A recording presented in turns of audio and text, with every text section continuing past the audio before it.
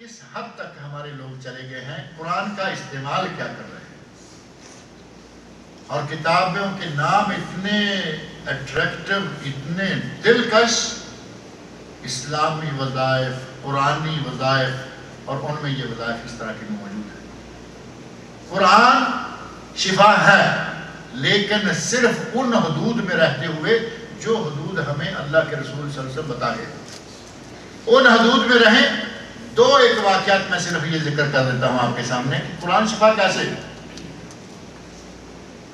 ایک صحابی کہتے ہیں، سنن ابی داؤد اور مسند امام احمد میں واقعہ موجود ہے، کہتے ہیں کہ مجھے کسی نے کہا کہ تم ایک اچھے آدمی کے پاس سے آئے ہو۔ انہیں معلوم تھا کہ یہ صحابی ہے اور یہ نبی صلی اللہ علیہ وسلم کا شاگرد ہے، ان کا اسٹوڈنٹ۔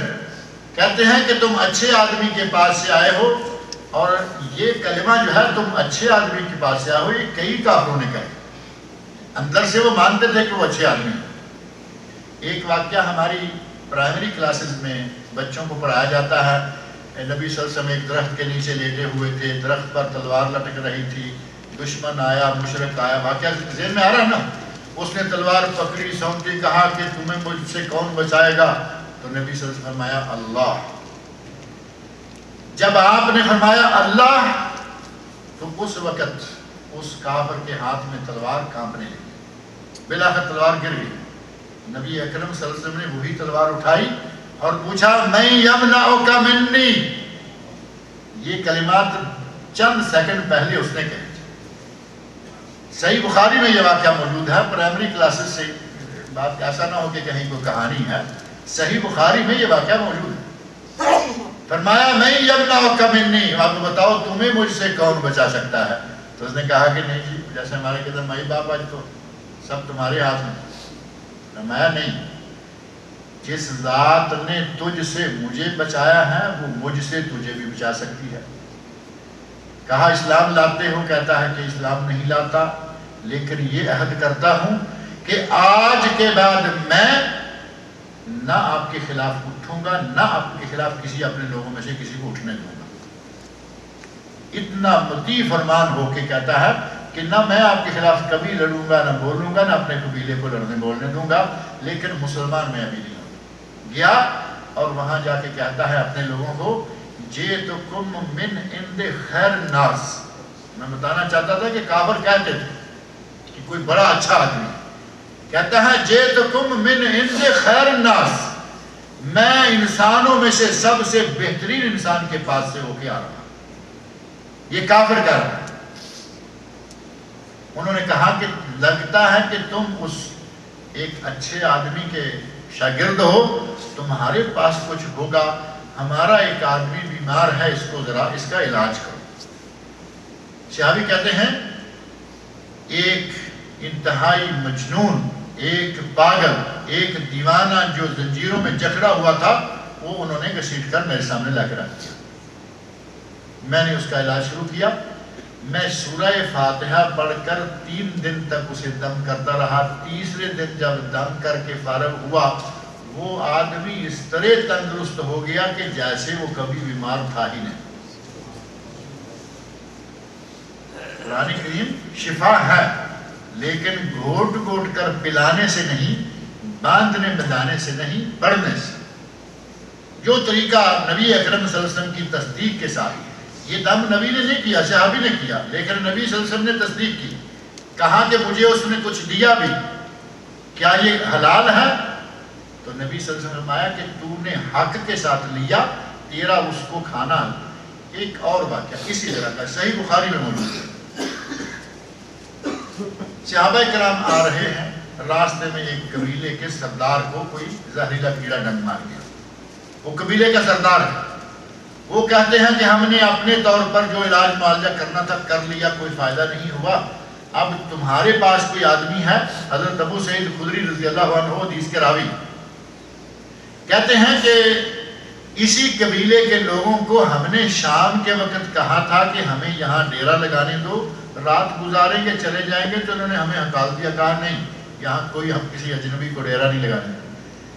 تھوڑا عرصہ گزرا، بھاگا ہوا آدمی آیا، انہوں نے وہی الفاظ کہے، کہا کہ جس آدمی کو تم نے یا جن لوگوں کو تم نے یہاں بیٹھنے نہیں دیا تھا، وہ لوگ اچھے نظر آتے ہیں، مسلمانوں کی شکل ہی اچھی نظر آیا کرتی تھی، مسلمان پہچانے جاتے تھے کہ یہ کوئی خاص لوگ ہیں۔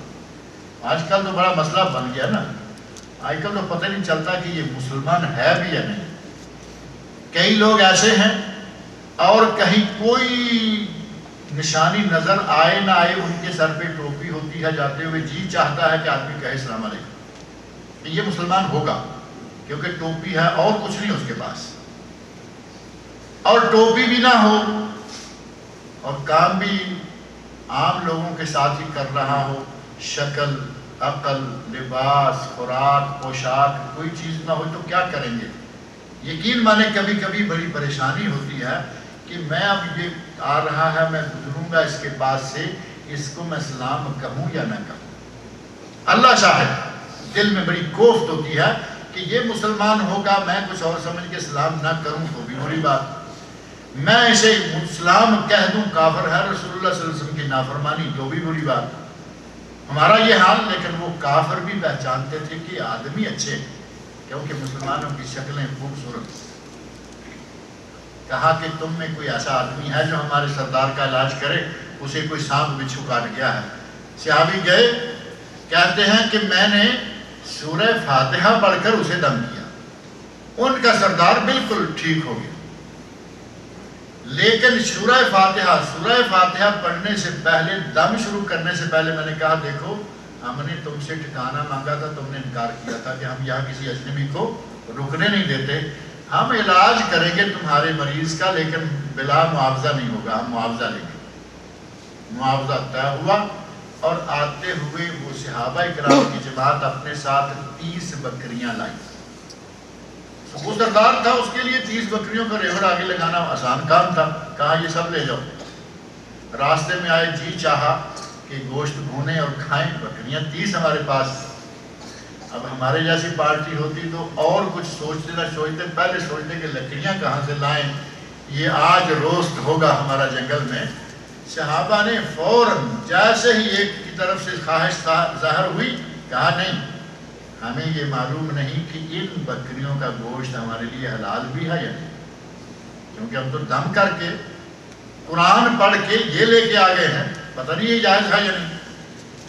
نبی اکرم صلی اللہ علیہ وسلم کے پاس جائیں گے، پوچھیں گے، اگر آپ مانیں کہ یہ حلال ہے تو کھائیں۔ نبی صلی اللہ علیہ وسلم کے پاس پہنچے تو پہلے نمبر پر آپ نے فرمایا وَمَا يُدْرِيهِ أَنَّهَا رُقْيَّةٌ، اس تمہارے ساتھی کو کیسے پتا چل گیا کہ سورہ فاتحہ میں اتنی شفا اور اتنی برکت ہے کہ وہ دم کرنے لگے؟ تعجب کیا، تصدیق کر لی، اور ساتھ ہی فرمایا اقسموا، یہ بکریاں بانٹو، جتنے لوگ تھے، صرف دم کرنے والی کی نہیں، جتنے لوگ تھے بانٹو، وَاضْرِبُوا لِي فِيهَا بِسَهْمٍ، اور میرا بھی حصہ نکال۔ سورہ فاتحہ سے اللہ رب العزت نے اس سردار کو بھی شفا دی، اس بیچارے مجنون دیوانے پاگل کو بھی اللہ نے شفا عطا فرمائی۔ اس قرآن میں شفا ہے۔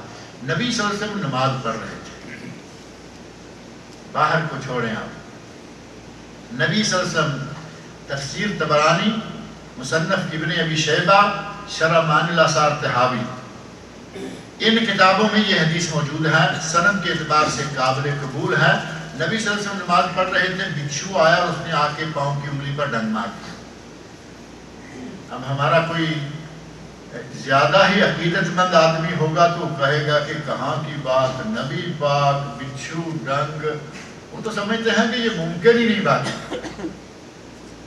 بچھو نے ڈنگ مارا، نبی اکرم صلی اللہ علیہ وسلم نے سلام پھیرا، نماز مکمل کی، سلام پھیرا، تو ساتھ ہی فرمایا لعن اللہ الاقرب، لعن اللہ الاقرب لا یترک نبیا ولا غیر، اللہ تعالیٰ بچھو پر لعنت فرمائے، یہ نہ نبی کو چھوڑتا ہے نہ غیر نبی کو معاف کرتا، یعنی میں نبی ہوں، مجھے بھی ڈنگ مار دیا۔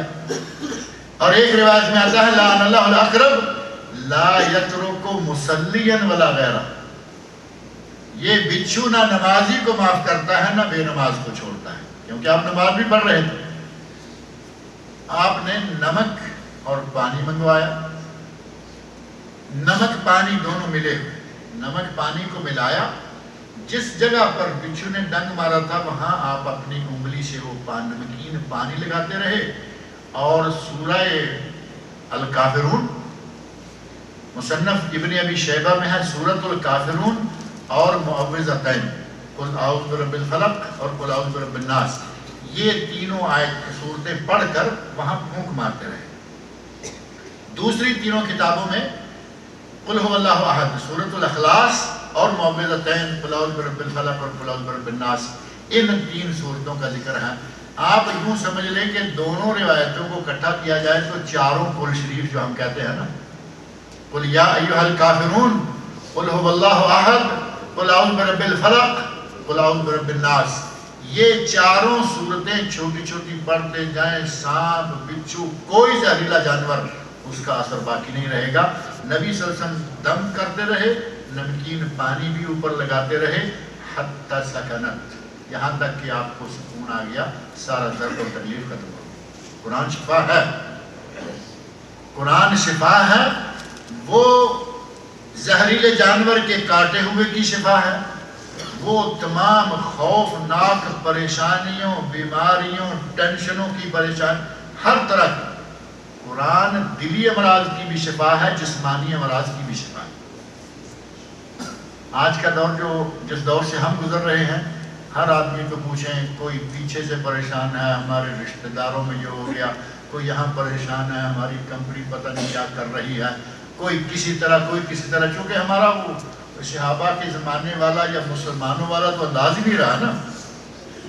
نبی صلی اللہ علیہ وسلم نے سنن ترمذی میں حدیث ہے، آپ نے فرمایا جس آدمی کے پاس ایک دن کا کھانا، من اصبح معافن فی جسدہ، سنن ترمذی، من اصبح معافن فی جسدہ وعندہ قوت یوم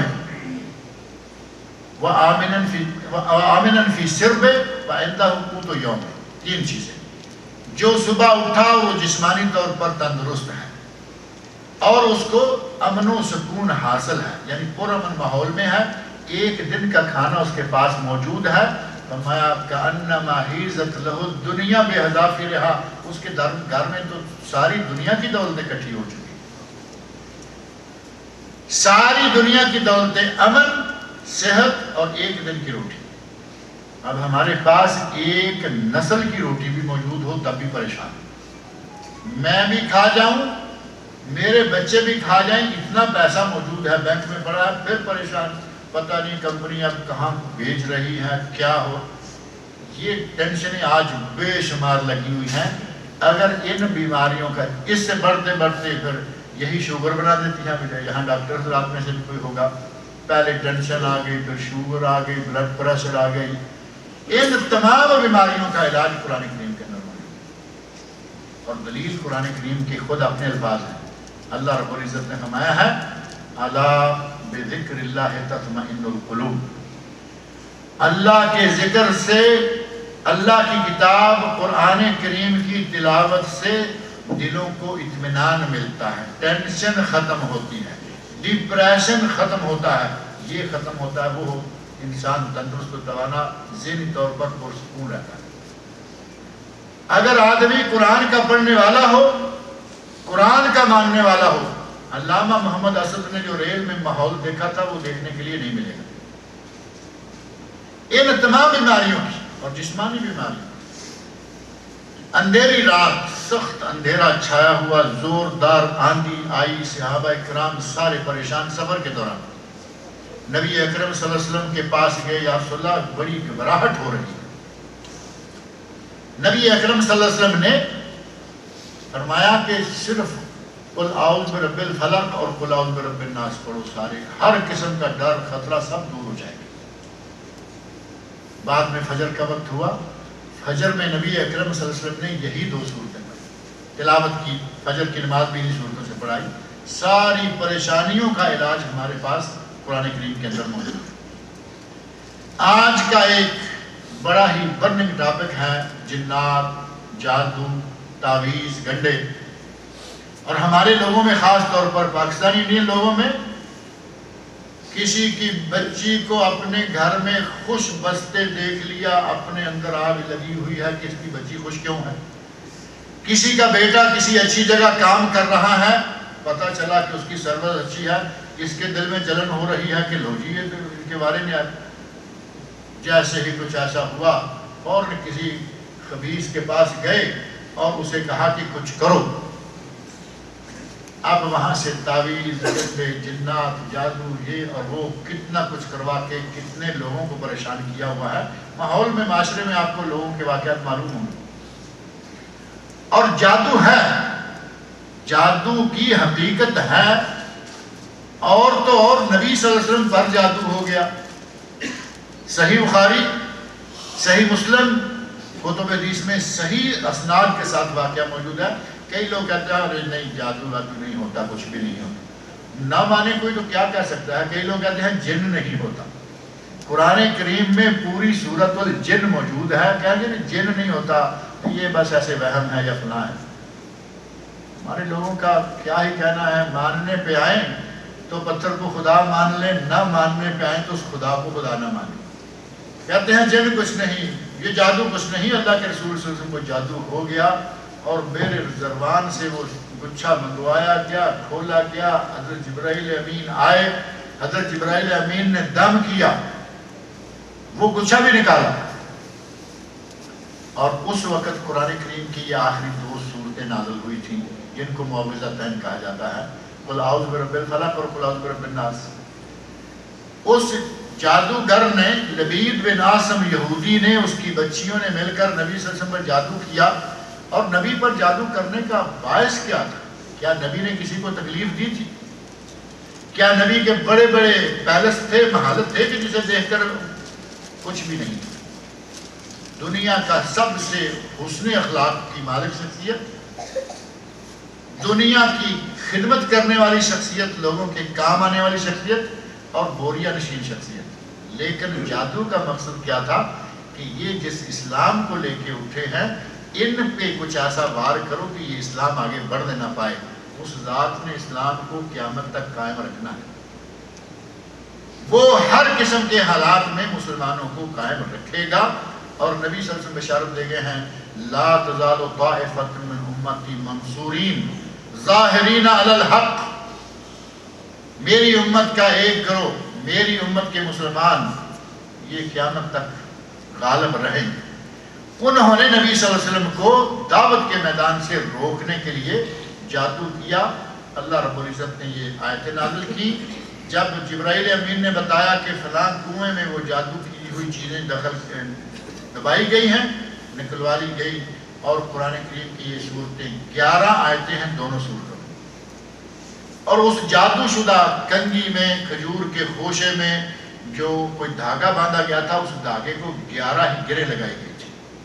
ظالموں کا پتہ نہیں کیا کیا انداز ہوتا ہے، کیا کیا کرتے ہیں۔ قرآن کریم پڑھا جانے لگا، نبی اکرم صلی اللہ علیہ وسلم نے قل اعوذ برب الفلق پہلی آیت پڑھی، ایک گرہ ٹک سے کھل گئی، آٹومیٹک، اس ذات کی مرضی سے۔ 11 آیتیں پڑھی، 11 گرہ کھل گئی، نبی اکرم صلی اللہ علیہ وسلم نے جادو کا اثر ظاہر ہو گیا۔ آپ پہلے مختلف دعائیں کیا کرتے تھے تاکہ ظالموں کے، کافروں کے، یہودیوں کے حملوں سے بچ سکیں۔ جب یہ 2 صورتیں نازل ہو گئیں، نبی صلی اللہ علیہ وسلم نے باقی ساری چیزیں چھوڑ دی اور ان کو اتنا مضبوطی سے پکڑ لیا، ہر نماز کے بعد قل هو اللہ احد، قل اعوذ برب الفلق، قل اعوذ برب الناس، سوتے ہوئے 3 مرتبہ پڑھتے، ہاتھ میں پھونک مارتے، سارے جسم کو آگے پیچھے جہاں تک ہاتھ پہنچتا تاکہ لوگوں کے ظلم سے محفوظ رہ سکے۔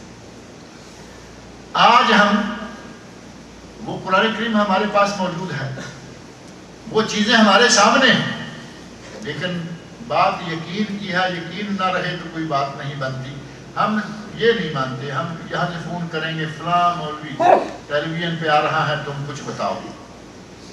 ان مولویوں نے اپنی دکانیں کھولی ہوئی ہیں، کیا کیا سلسلے چل رہے ہیں۔ ہمارے پاس کتاب شفا موجود ہے، اور آج جو یہ جنات، جادو، تعویذ، گنڈے، یقین مانے تھوڑا سا اپنے لیے، اپنے گھر والوں کے لیے، بال بچوں کے لیے نظر بد اور جنات و جادو یہ سب سے بڑی بلائیں۔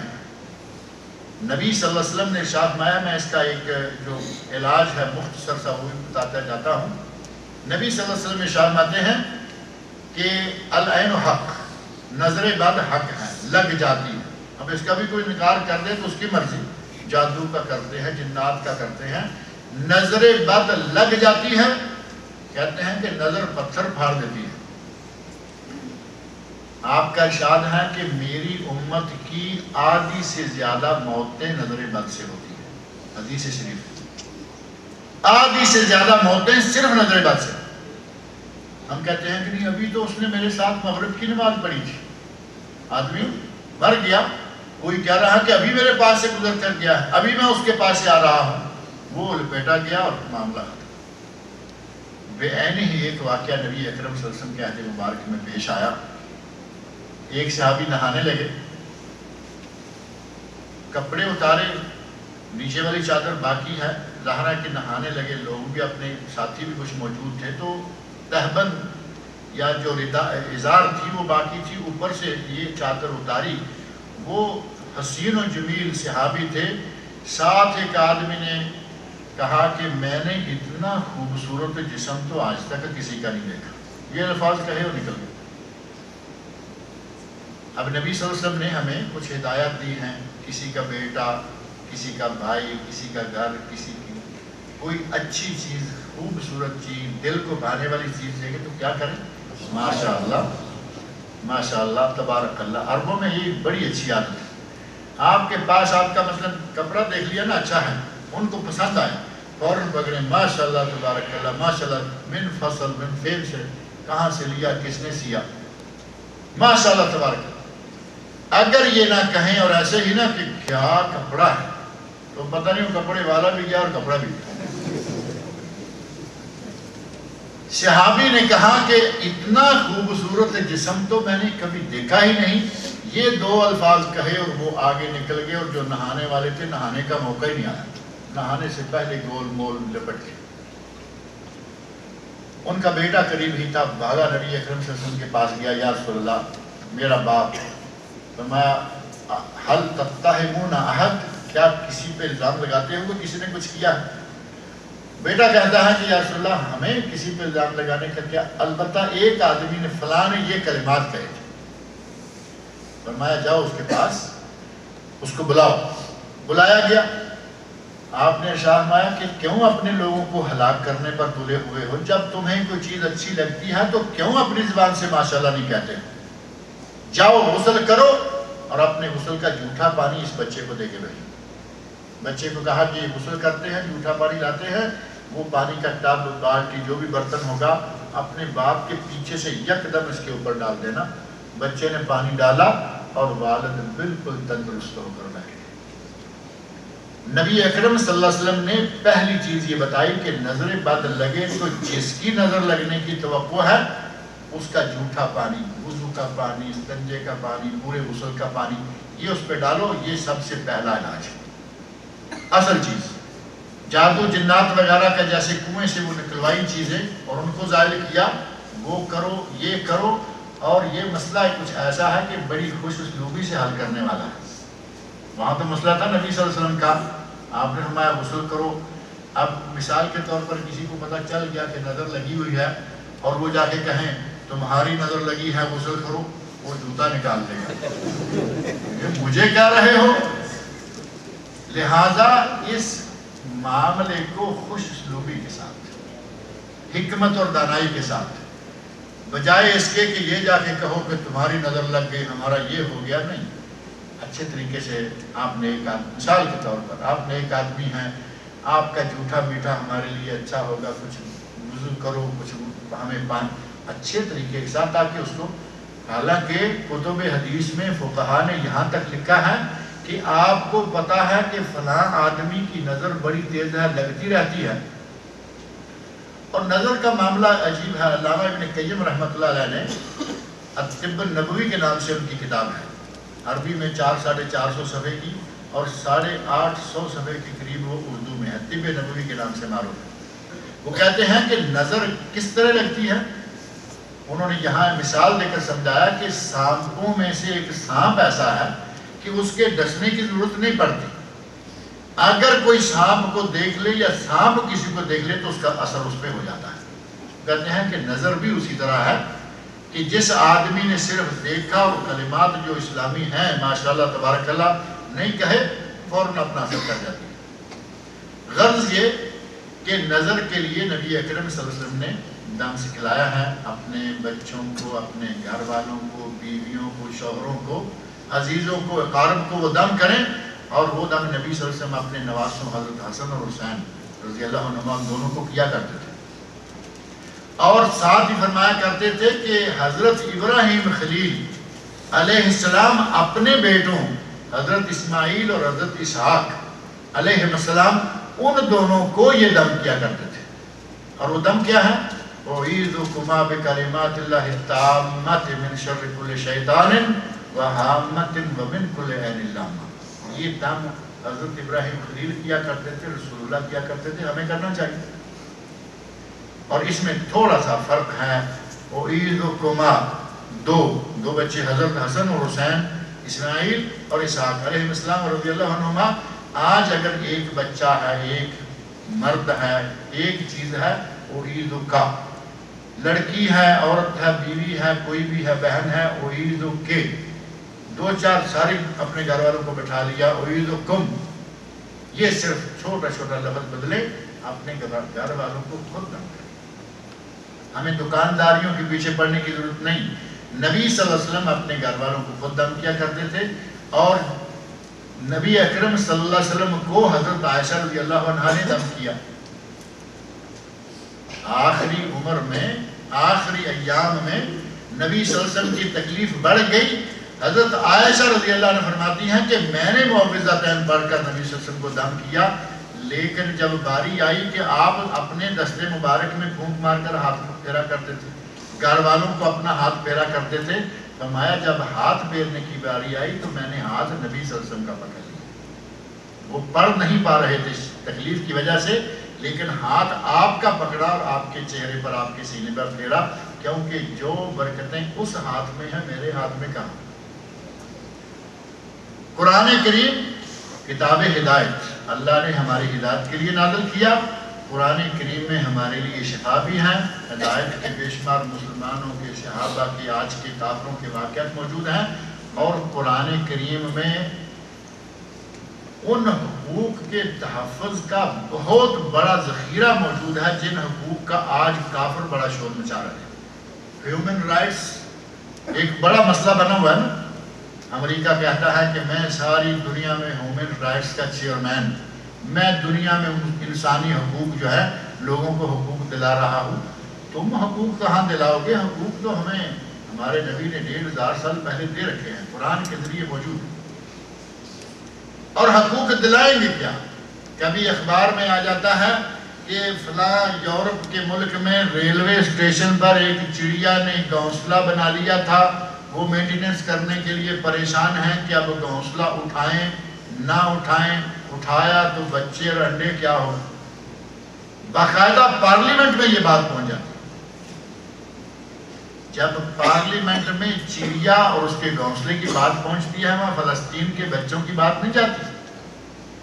اس پارلیمنٹ میں عراق کے لاکھوں مسلمان جو قتل کیے گئے، شہید کیے گئے، عورتیں بیوہ ہوئیں، افغانستان میں، چیچنیا میں، بوسنیا میں، ایریٹریا میں، فلپین میں، دنیا بھر میں مسلمانوں کے خون کو پانی کی طرح یہ بہا رہے ہیں، اور چڑیا اور اس کے انڈوں کی باتیں ان کی پارلیمنٹوں میں ہوتی ہیں. یہ مسلمانوں کو یا یہ انسانوں کو حقوق دلائیں گے؟ یہ دوہرا معیار ہے.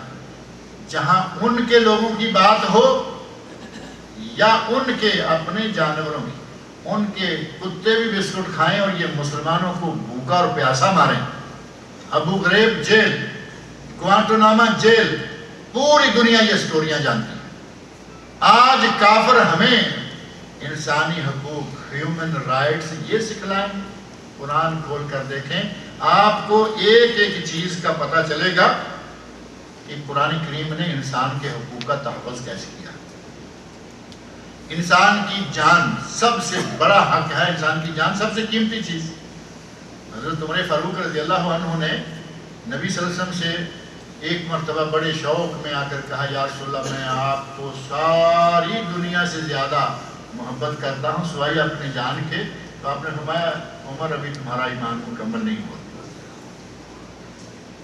فوراً کہا یا رسول اللہ اب میں آپ کو اپنی جان سے بھی زیادہ پیار کرتا ہوں. فرمایا الآن یا عمر صحیح بخاری میں واقع ہے, اب تمہارا ایمان مکمل ہوا.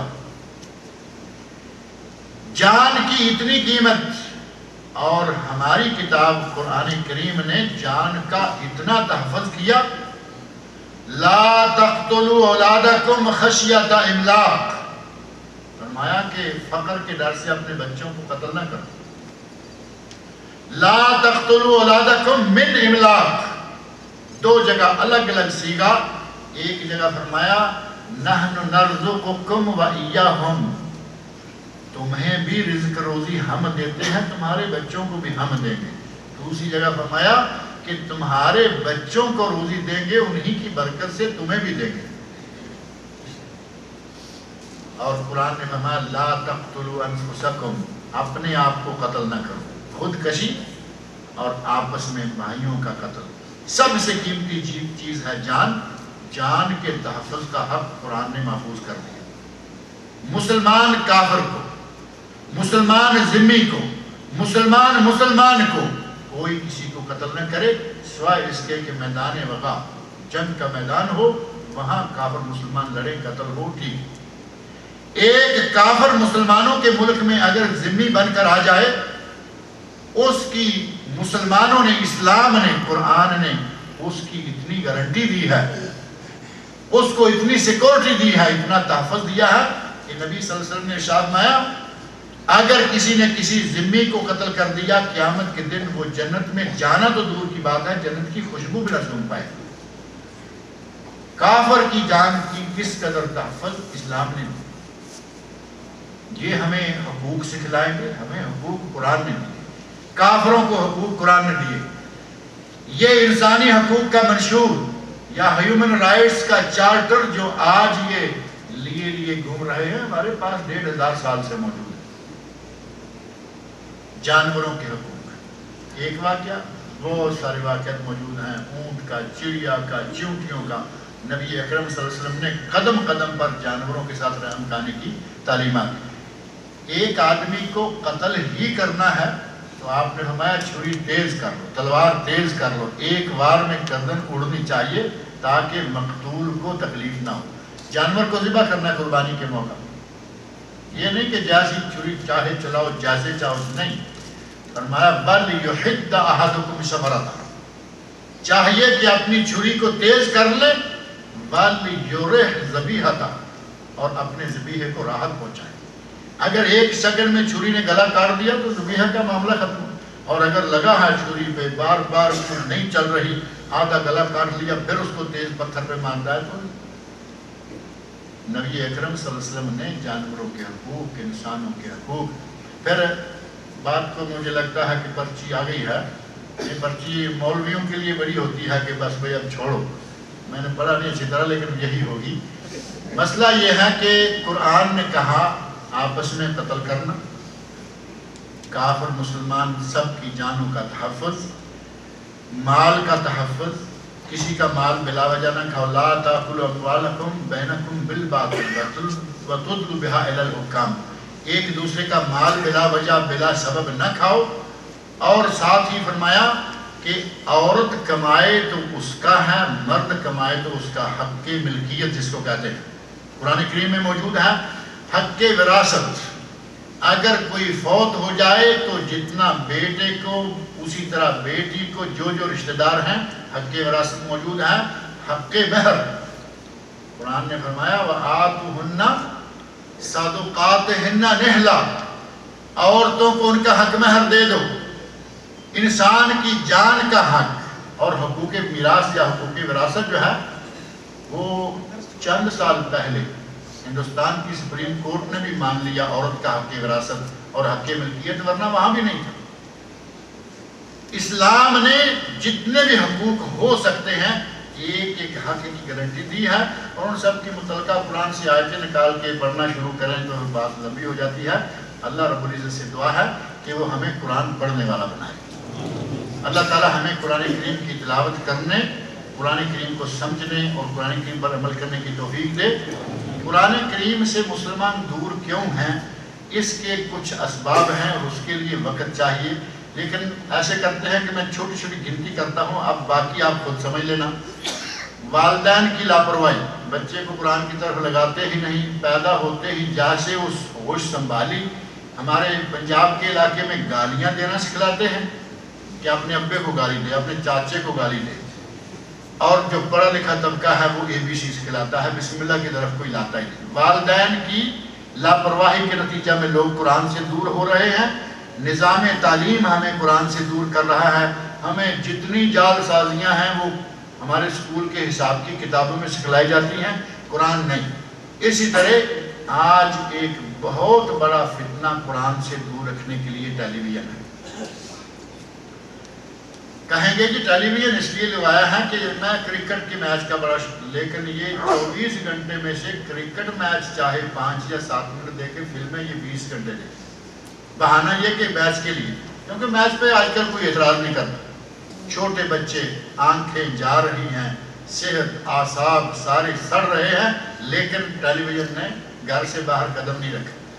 کئی واقعات ایسے یقین مانے، بعض خواتین کی طرف سے واقعات پہنچے کہ میں جب بزی ہوتی ہوں، کچن میں کام ہوتا ہے، ٹیلی ویژن آن کر کے بچے کو واکر میں بٹھا کے ٹیلی ویژن کے سامنے بٹھا جاتے ہیں۔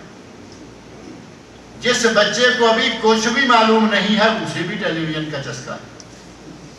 ہم قرآن سے اس ٹیلی ویژن کی وجہ سے بھی بہت دور ہو رہے ہیں۔ ایک غلط فہمی سوالوں میں بھی آئی کہ قرآن کیا مشکل ہے؟ وَلَقَدْ يَسَّرْنَا الْقُرْآنَ، یہ غلط فہمی پیدا ہو گئی۔ ہم انجینئرنگ کر جاتے ہیں، PhD کر جاتے ہیں، ڈاکٹری کر جاتے ہیں، کیمسٹری پڑھ جاتے ہیں، قرآن کی باری آتی ہے تو کہتے ہیں کہ وہ مشکل بڑا ہے۔ بھئی تم پڑھو گے تو کھلے آسان ہوگا، اس کے لیے ٹیچروں، ٹیوٹروں، فلاں کالجوں، فلاں ٹیوشن سینٹروں، قرآن کی باری آتی ہے تو تیسری گلی میں مسجد ہے وہاں جا کے پڑھنے کا وارہ نہیں۔ انگریزی کے لیے تیسرے شہر تک بھی جائیں گے، تیسرے ملک تک بھی جائیں گے۔ یہ لاپرواہیاں ہمارے اندر موجود ہیں، انہی کا نتیجہ ہے کہ ہم قرآن سے آہستہ آہستہ دور ہوتے جا رہے ہیں۔ اور ایک اور بھی آخری مختصر سا ٹچ دیتا ہوں کیونکہ اس کی تفصیل کی ضرورت نہیں ہے۔ ایک مسئلہ مولویوں میں بڑا معروف ہے کہ قرآن کریم کو بغیر وضو کے پڑھ نہیں سکتے۔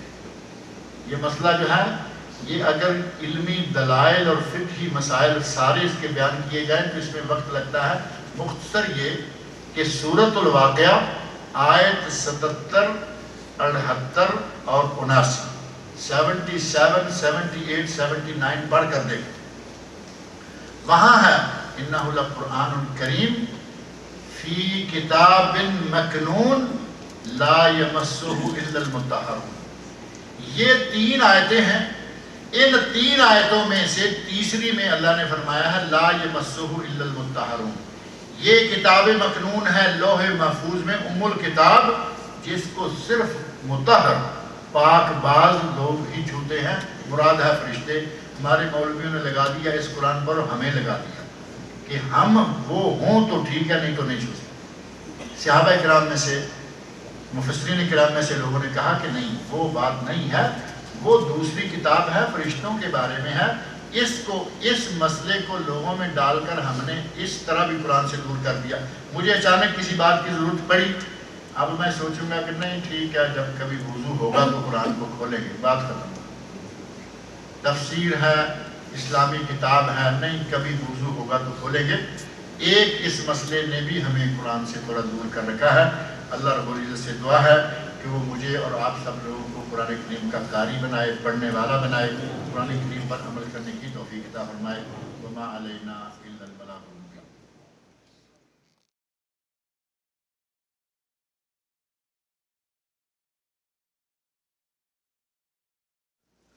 چھوٹی سی بات عرض کرنا چاہتا ہوں جو درس کے آخر میں آ جانی چاہیے تھی لیکن رہ گئی، کہ آج کل تعویذ، گنڈے، جادو ٹونے اور اس قسم کی جتنے بھی خرافات پھیلی ہوئی ہیں اور اس کے پیچھے ہمارے مسلمان لگے ہوئے ہیں، اس کے لیے بہترین علاج چونکہ قرآن کریم کے اندر موجود ہے، اور وہ ذہن میں رکھیں کہ مجموعی طور پر میں بالکل مختصر اس بات کو تفصیل میں نہیں جاتا، نہ دلائل دیتا ہوں.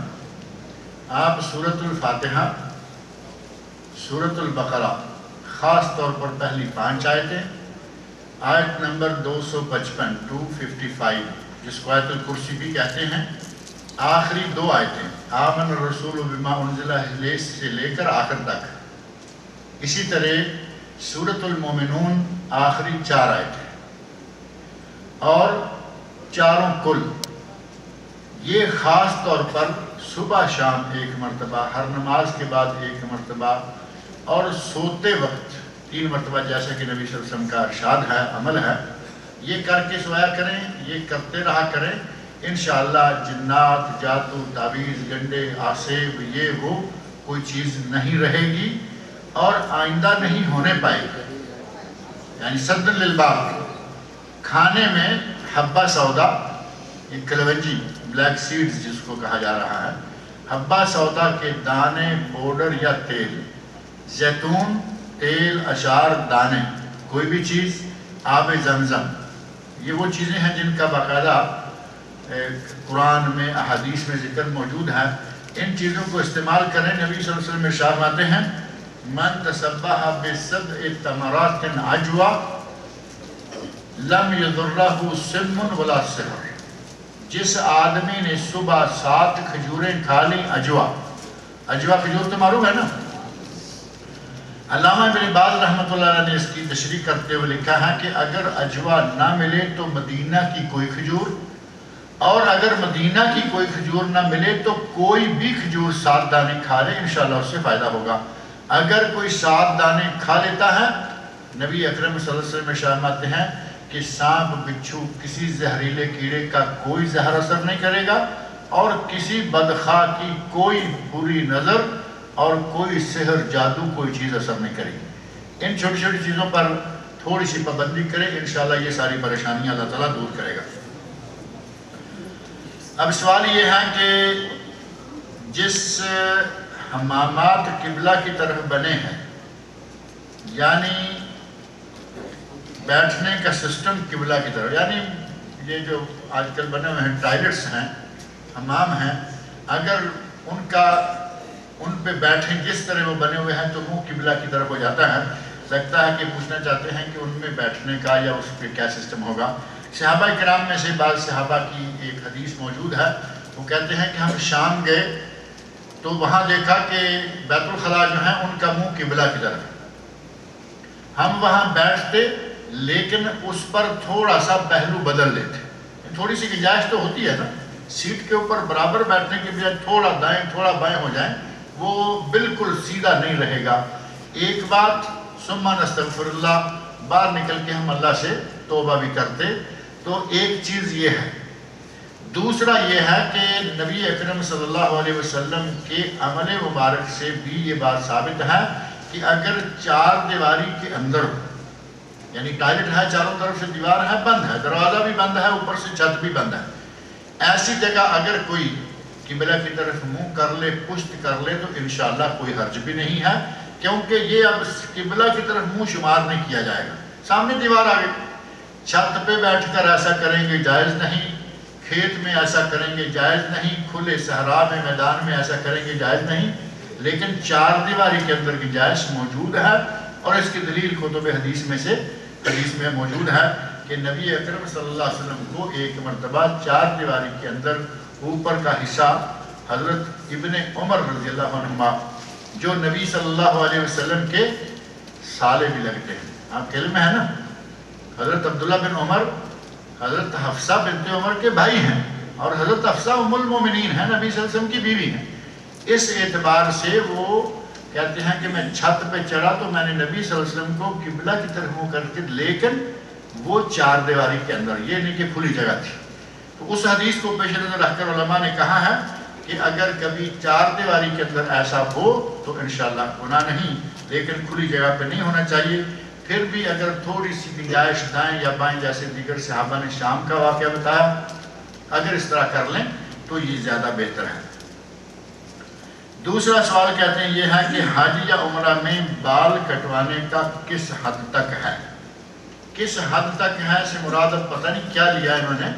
اصل یہ ہے کہ حج یا عمرہ جیسے ہی صحیح صفا مروہ مکمل ہو، مروہ سے باہر نکلیں یا مروہ سے اوپر ہوتے ہوئے واپس آئیں، کہیں بھی جا کر دائیں بائیں جہاں بھی کوئی حلاق کوئی باربر شاپ ملے وہاں سے بال کٹوانا ضروری ہے. اگر حد تک سے مراد یہ ہے کہ کتنے کٹوانے چاہیے، تو ہمارے بھائیوں میں آج کل جو چل رہا ہے کہ 4 کینچی ادھر اور 2-3 ادھر، اور رند کے رند رہے اور ہاتھ سے جنت بھی نہ گئی، بال بھی بنے سورے رہے اور کٹ بھی گئے، عمرہ بھی ہو گیا، سارا کچھ ہو گیا. یہ طریقہ جائز نہیں ہے.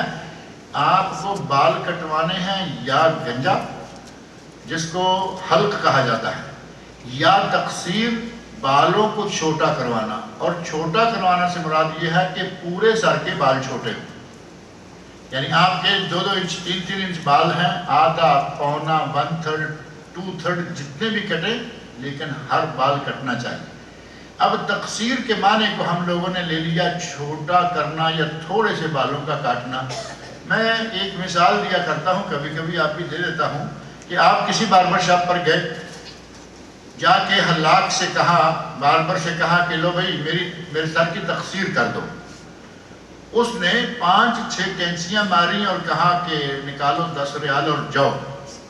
تو کیا آپ کو یہ سودا گوارا ہوگا؟ آپ نے تقصیر کہا، اس نے تقصیر کر دی 5-7 کینچیاں میں. اب اللہ ہی کے ساتھ ہی آپ جا کے اس قسم کی کاروبار کیوں کھولتے ہیں؟ تقصیر کا معنی ہے پورے بالوں کو چھوٹا کرنا، اور حلق کا معنی ہے پورے سر کو صاف کرنا. وہ بلیڈ سے ہو، استرے سے ہو یا مشین سے ہو. حلق کا معنی اصلاً ہے پورے بالوں کو نکال دینا. ان 2 شکلوں میں چاہے تو پورے سر کے بال نکالیں، چاہے تو تھوڑے نکالیں، لیکن ہر بال آدھا آدھا، 5-6 کینچی یہاں اور 5-6 کینچی وہاں، یہ جائز اور صحیح نہیں ہے. حدیث شریف میں ہے جو جس سے محبت کرتا ہے وہ قیامت کے دن اس کے ساتھ ہوگا. تو شیعہ حضرات حضرت علی رضی اللہ عنہ سے محبت کرتے ہیں، تو یہ کیا حضرت علی کے ساتھ ہوں گے؟ پہلی بات یہ کہ نبی صلی اللہ علیہ وسلم کا وہ ارشاد بالکل صحیح ہے، المرء مع من احبہ، آدمی اس کے ساتھ ہوگا جس سے وہ محبت کرتا ہے.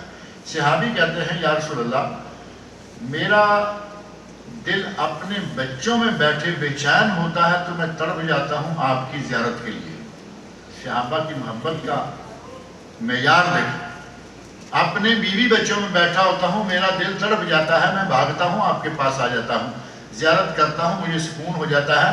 قیامت کا دن ہوگا، اگر میں جنت میں چلا بھی گیا، آپ کہاں ہوں گے، میں کہاں ہوں گا، آپ نبی میں ایک عام آدمی، تو وہاں کیا بنے گا؟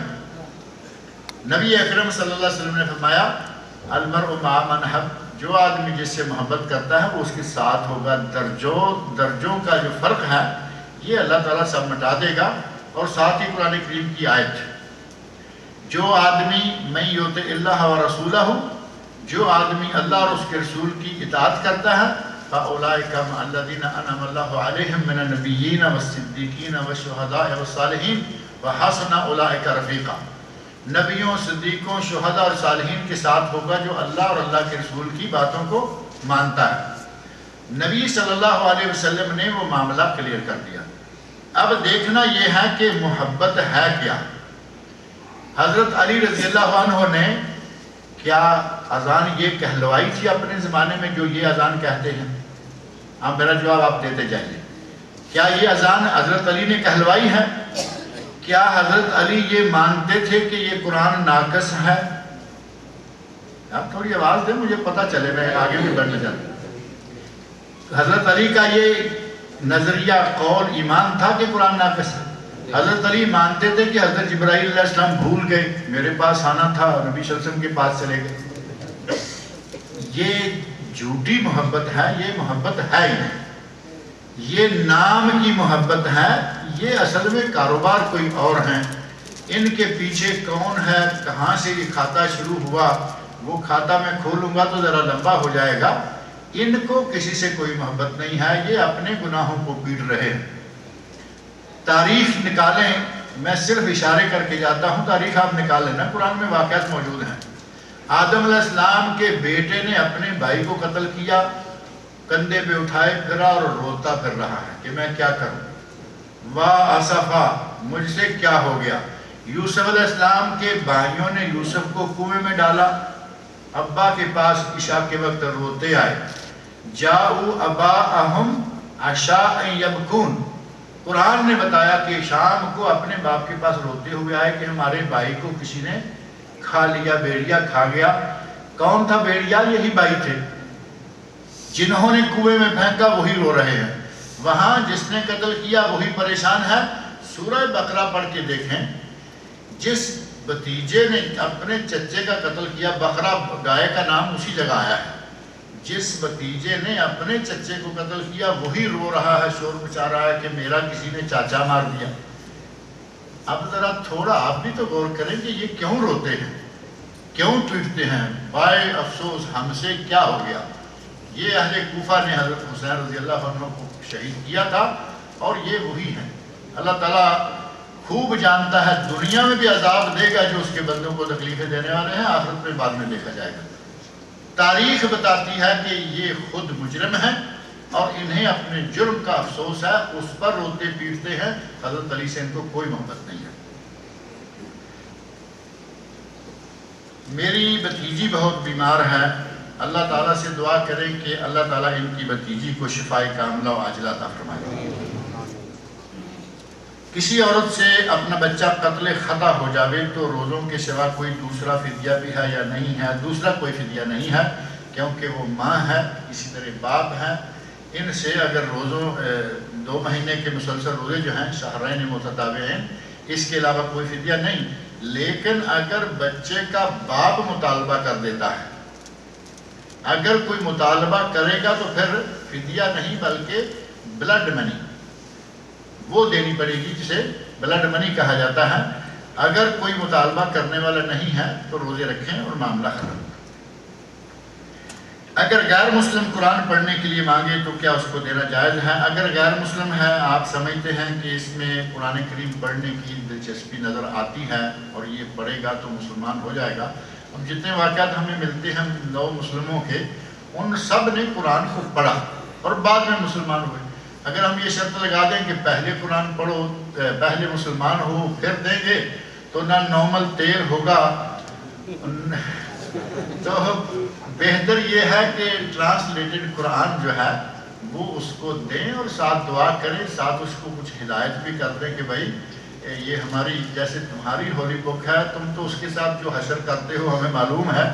یہاں ہماری ایک کمپنی ہے، اس کمپنی میں انہوں نے اپنی بائبل ٹوائلٹ میں رکھی ہوئی ہے، کہیں کھول کے بیٹھے تو وہاں بیٹھ کے پڑھ لیتے ہیں، ٹائم ایسا ہے۔ تو وہ جو حشر کرتے ہیں وہ تو ہوا، لیکن اسے بتا دیا جائے کہ بھائی یہ ہماری ہولی بک ہے، مقدس کتاب ہے، اس کو پڑھنے کے لیے اپنے ہاتھوں کو دھو لیا کرو۔ ظاہر پورا وضو تو کرنے سے رہا، ہاتھوں کو دھو کے صاف ستھرے پڑھو۔ تو اگر ایسا کوئی ہے تو اس کو قرآن کریم ترجمے والا جو ہے وہ اس نیت سے دیا جا سکتا ہے کہ یہ پڑھے گا تو اللہ تعالیٰ اس کو ہدایت دے گا۔ اسلام میں کب تک کس حالت میں کون سی نوکری کر سکتی ہے؟ عورت کو ہر وہ نوکری کرنے کی اجازت ہے جس میں کمائی حلال ہو، پہلی بنیادی شرط۔ اب عورت کہے کہ بینکنگ لائن میں عورتوں کی برانچیں الگ ہیں تو وہ تو ٹھیک ہے، بینکنگ لائن جہاں سودی کاروبار ہوتا ہے وہاں کام کرنا جائز نہیں۔ علامہ ابن باز کا، بہت سارے علماء کا، ساری دنیا کے علماء کا کہ سود حرام ہے، سود لینا دینا، سود لکھنا، سود کی گواہی دینا۔ 5 آدمی لعن رسول اللہ صلی اللہ علیہ وسلم علی آکل الربا وموکلہ وکاتبہ وشاہدیہ۔ 5 ہو گئے نا، 2 گواہ جو گارنٹر ہوتے ہیں، وٹنس، 2 گواہ لکھنے والا، گواہی دینے والا، کھانے والا، کھلانے والا، 5 پر اللہ کی لعنت ہوتی ہے۔ اور کوئی کہے کہ وہ جو میں تو گارڈ کا کام کرتا ہوں، باہر رہتا ہوں، یہ تو سب سے بڑی بلا ہے، یہ تو سب سے بڑا مجرم ہے کہ یہ اس ادارے کا گارڈ بنا ہوا ہے جس ادارے میں حرام پائی پائی لکھی اور پڑی جاتی ہے۔ لہذا اگر کوئی اور یہ تصور کرے کہ میں بینک میں کام کر لوں گی، لیڈیز برانچ میں ہو جاؤں گی وہاں صرف، اور یہ بنیادی طور پر ہی جائز نہیں ہے۔ ٹیچنگ لائن ہے، ٹیچر لگ جائے، پروفیسر لگ جائے، گرل اسکول، کوئی حرج نہیں۔ ڈاکٹری میں نے بتایا، اس طرح کا ہر وہ کام جو بنیادی طور پر اس کی روزی حلال ہو، اور دوسرا یہ کہ اس میں مردوں کے ساتھ ملنے کی اٹھنے کی کوئی مجبوری نہ ہو، وہ کام عورت کر سکتی ہے۔ اسلام نے عورت کو کہیں ایسا جکڑا نہیں، لیکن اسلام عورت کو آوارہ بھی نہیں ہونے دینا چاہتا۔ اسلام نے عورت کو دنیا کی سب سے قیمتی چیز قرار دیا ہے۔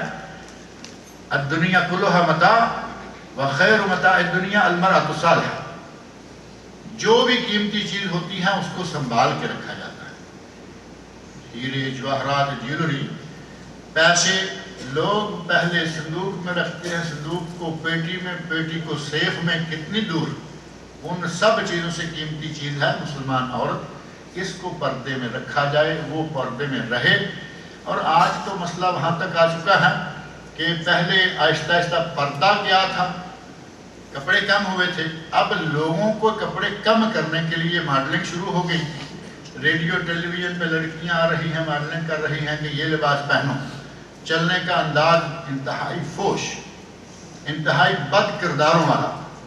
اگر کوئی تھوڑا بہت کپڑا پہنے ہوئے ہیں تو ان کے چلنے کے انداز سے وہ بھی نہ پہننے کے برابر ہو جاتا ہے، اور نام رکھ دیا اس کا کیٹ واک۔ یہ تو آپ کو معلوم ہوگا نا، جو ماڈلنگ کرنے والی لڑکیاں ہیں ان کی جو چال ہے وہ عجیب سی، اس کا نام ہے کیٹ واک۔ اب حال ہی قریب ہی پہلے یہ شعبہ لڑکیوں نے کھولا، اب لڑکے بھی اس میں آگے ہیں۔ تو ایک دن ایک جلسے میں نے کہا کہ لڑکیوں کا کیٹ واک ہے تو لڑکوں کا ڈاگ واک ہونا چاہیے۔ وہ تو لڑکیاں ہیں کیٹ واک، اب اس کا نام رکھ دو ڈاگ واک۔ کام وہ کریں گے جن پہ نام فٹ آئے۔ تو یہ سسٹم جو ہے، یہ اسلام نے پابندیاں لگائی ہیں، ان پابندیوں میں رہتے ہوئے عورت آزاد ہے۔ عورت کی عزت ہے، احترام ہے، جتنا مقام عورت کو اسلام نے دیا کسی معاشرے میں نہیں ہے۔ لوگ عورت کو ایک کاروباری مٹیریل سمجھ کر اس کو بازار میں بیچ رہے ہیں، اسلام اس کو ایک قیمتی چیز سمجھ کر اندر محفوظ کر رہا ہے۔ اس فرق کو اگر عورتیں سمجھ لیں تو پھر ان کو بڑی آسانی سے یہ بات سمجھ میں آ جائے۔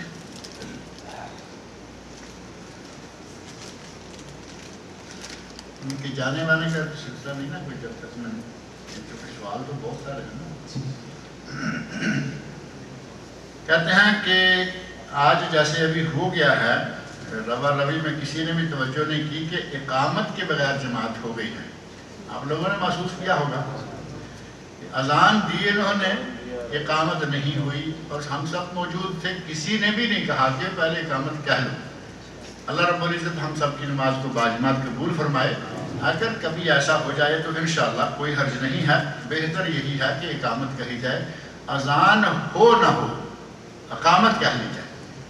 لیکن اگر کبھی ایسا جیسے ہو گیا ہے، دوبارہ نماز پڑھنے کی ضرورت نہیں ہے، اللہ رب العزت اس کو قبول فرمائے۔ کوئی چیز قسطوں پر خرید سکتے ہیں، جبکہ قسطوں میں اس چیز کی قیمت زیادہ کر کے ادا کرنا پڑے گی، تو کیا 2 یا 3 سال کا وقت حاصل کرتے کوئی کاروبار کا کوئی ضرورت کی چیز حاصل کر سکتے ہیں؟ اس سلسلہ میں سعودی عرب کے دارالافتاء نے یہ فتویٰ دیا ہے۔ اس فتوے پر ہمارے پاک و ہند کے بعض علماء جو یمن میں مقیم ہیں، صنعاء میں، جن میں سے مولانا عبدالرحمن الکاف ایک نام ہے، اسی طرح پاک و ہند کے بعض اور متقی قسم کے پرہیزگار قسم کے بزرگ علماء بھی ہیں، انہوں نے اس فتوے کو پسند نہیں کیا، بلکہ اس فتوے سے پہلے سے ان کا فتویٰ یہ ہے کہ قسطوں پر، انسٹالمنٹ پر لین دین کرنا وہ جائز نہیں ہے۔ موجود اگر کیش پیمنٹ ہے تو قیمت 2000، اور اگر انسٹالمنٹ پر ہے تو قیمت 3000۔ وہ کہتے ہیں یہ 1000 جو زیادہ کیا ہے یہ سود ہے۔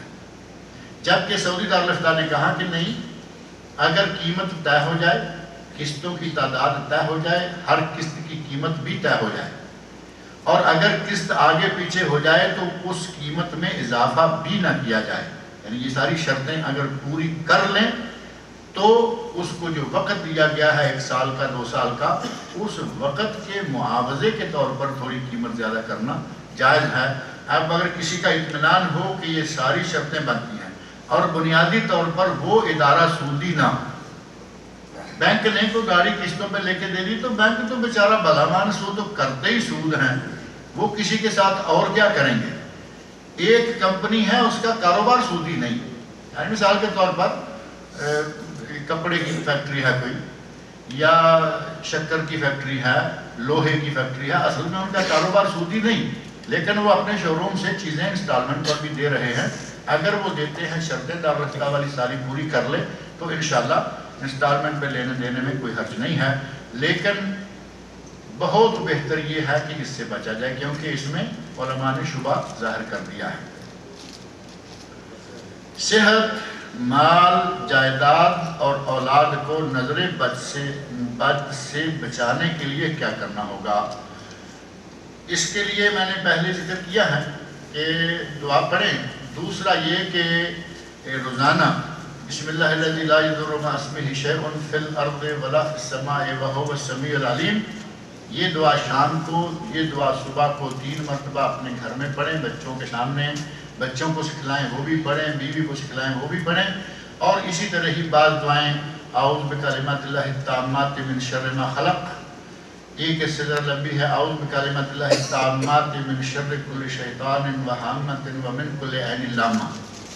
یہ دعائیں صبح شام پڑھیں, باذن اللہ تعالیٰ بچوں کو نظر نہیں لگے گی, اور آپ خود بھی جب بچوں کو دیکھیں پیارے لگیں تو ماشاءاللہ خود بھی کہا کریں, اور اللہ تعالیٰ مسلمانوں کو سب کو توفیق دے کہ وہ یہ کام کریں. اس طرح قرآن کی سورہ فاتحہ ہے, آیت الکرسی ہے, آخری 4 قل ہیں, یہ پڑھتے رہیں, بچوں کو دم بھی کرتے رہا کریں اور بچوں کو سکھلائیں وہ خود بھی پڑھتے رہیں. اور جب بھی کوئی بھی آپ کو چیز اچھی لگے ماشاءاللہ تبارک اللہ یہ نہ بھولیں. ہم محسوس کرتے ہیں کہ ہمیں نظر لگ گئی ہے اور کس آدمی کی لگی ہے, یہ آگے نہیں لکھا کہ یہ ہمیں پتہ ہی نہیں, کسی آدمی کی لگی ہے, صورتحال, ایسی صورتحال میں کیا کرنا. یعنی جب پتہ ہی نہیں کہ کس کی لگی ہے تو اس کو جا کے یہ تو نہیں کہہ سکتے نا کہ بھائی تم غسل کرو اور پانی دو, اس کو آپ چھوڑ دیں. اب جو نبی صلی اللہ علیہ وسلم نے دم کیا اپنے نواسوں کو, حضرت حسن اور حسین کو, میں نے پہلے ذکر کیا, اعوذک بکلمات اللہ اعوذکما بکلمات اللہ اعوذکم بکلمات اللہ, یہ دم کرے. اور یہ جو دوسری دعائیں ہیں قرآن کریم کی صورتیں ہیں یہ ساری پڑھیں. اب اس کو چھوڑ دیں کہ اس کو کس کی نظر لگے, پتہ چل جائے تو یہ کروا لیں, وہ ایک عملی علاج ہے. پتہ نہ چلے تو یہ جو ہمارا روحانی علاج ہمارے پاس موجود ہے, نبی صلی اللہ علیہ وسلم کی بتائی ہوئی دعائیں ہیں, ان دعاؤں کے ذریعے کریں. ہندوستان میں اسلام کی شروع, یا اسلام ہے اسلام کی, ہندوستان میں اسلام کی شروعات کیسے اور کب ہوئی؟ ہندوستان میں نبی اکرم صلی اللہ علیہ وسلم کے غالباً 12 صحابہ کا ورود مسعود ثابت ہے کہ ہندوستان میں 12 صحابی آئے. اس کا معنی یہ ہوا کہ ہندوستان میں نبی صلی اللہ علیہ وسلم کے صحابہ کے زمانے میں اسلام داخل ہو گیا تھا, تھوڑا زیادہ کہاں. اور جب محمد بن قاسم, حجاج بن یوسف کا زمانہ آیا تو دیبل بندرگاہ جہاں آج کل کراچی ہے وہاں سے وہ داخل ہوئے. وہ واقعہ تاریخ میں بڑا مشہور ہے. وہاں سے محمد بن قاسم اور اس کی فوجیں آئیں اور وہ ملتان تک پہنچی. جو لوگ پاکستان کا ایریا جانتے ہیں انہیں معلوم ہے کہ پنجاب کا وسط جہاں کے آج کل پاکستان کے پرائم منسٹر ہیں یوسف گیلانی صاحب, وہ ملتان کے ہیں. ملتان تک یہ فوجیں آئیں اور پھر پیچھے حالات بدلے عربوں میں, اور انہوں نے فوجوں کو محمد بن قاسم کو واپس بلا لیا. حجاج بن یوسف محمد بن قاسم کے زمانے میں بڑے زور کے ساتھ سندھ کے راستے ہندوستان میں اسلام داخل ہوا. اسی لیے بر صغیر, بنگلہ دیش, پاکستان, انڈیا, یہ تو سارا بر صغیر ہے. اس سارے بر صغیر کا باب الاسلام یعنی اسلام کے داخل ہونے کا دروازہ وہ سندھ کو کہا جاتا ہے, کراچی. یہاں سے ہوتا ہوا یہ ہے تاریخ کہ ہندوستان میں اسلام کے داخل ہونے کی زوردار طریقے سے تب داخل ہوا, لیکن صحابہ کرام کا وہاں آنا وہ بھی ثابت ہے. سنا ہے کچھ اور بھی؟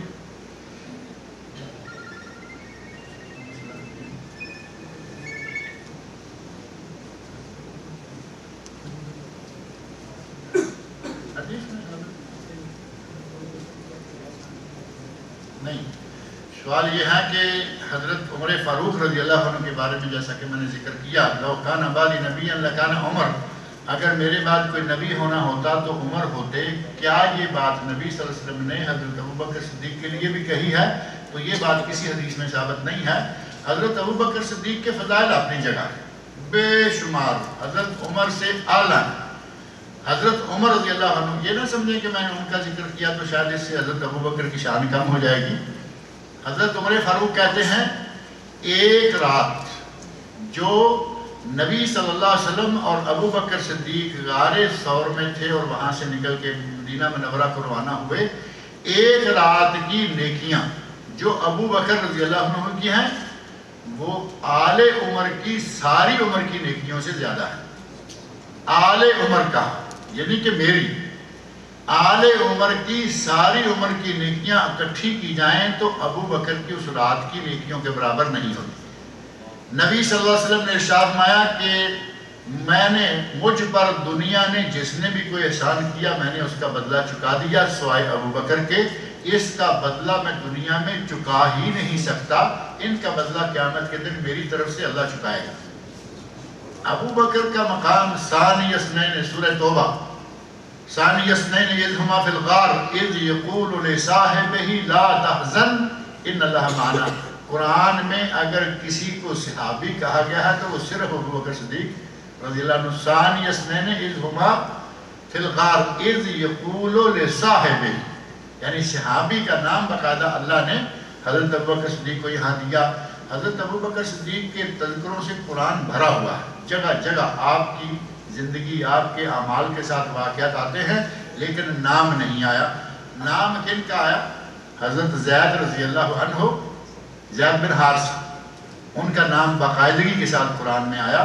باقی کسی کا اشارہ ہے، کسی کا کچھ ہے، اور انبیاء کے نام ہیں اور انبیاء کے مقابلے میں جو لوگ رہے ان کے نام ہیں، اور ان میں سے ابو لہب بھی موجود ہے ہمارے نبی کے مقابلے میں جو رہا.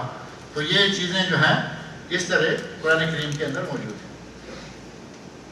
حضرت عمر فاروق رضی اللہ عنہ بہت مقام و مرتبہ ہے لیکن ابو بکر کے بعد. ابو بکر صدیق سب سے پہلے، انبیاء میں سے سب سے اعلیٰ ہمارے نبی، اور انبیاء کے بعد پوری کائنات میں سے سب سے اعلیٰ ابو بکر صدیق رضی اللہ عنہ.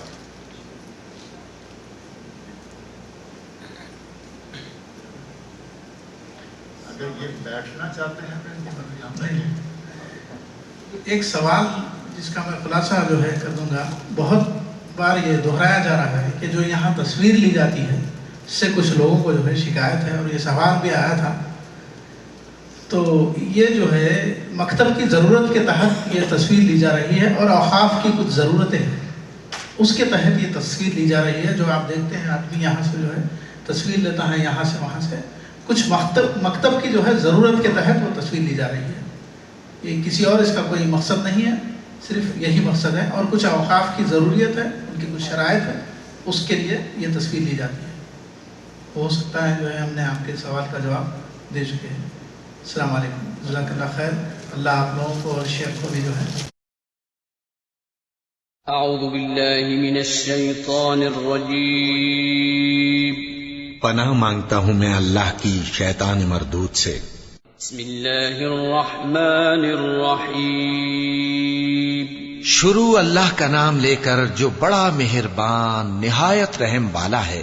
إنا أعطيناك الكوثر فصل لربك وانحر إن شانئك هو الأبتر. اے نبی صلی اللہ علیہ وآلہ وسلم، ہم نے تم کو کوثر یعنی بہت زیادہ بھلائی عطا فرمائی ہے، تو اپنے پروردگار کے لیے نماز پڑھا کرو اور قربانی کیا کرو. کچھ شک نہیں کہ تمہارا دشمن ہی بے نام رہے گا. وَلَقَدْ